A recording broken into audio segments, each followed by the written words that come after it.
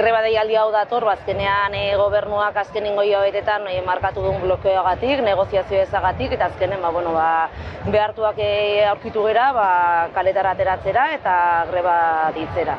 Eskaerak alde batetik egutegi bat jartzea, negoziatzeko egutegi bat, estatutuari dagokionez benetako negoziazio bat egitea eta behin-behinekoz dagokion estatutu aktualizatu bat izateko, karrera profesionala langile guztientzako, KPI-aren bermea, erosalmena eta zerbitzu publiko duin batzuk behar ditugula Nafarroan.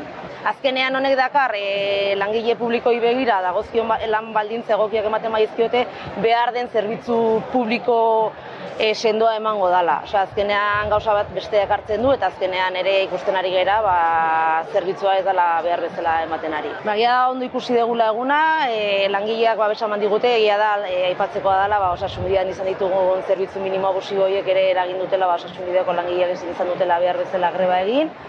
Egin dugu konzentrazioa osasunbidean, baina gainontzeko sektoreko langileek eman diguten babesa oso handia izan da eta eskertzekoa.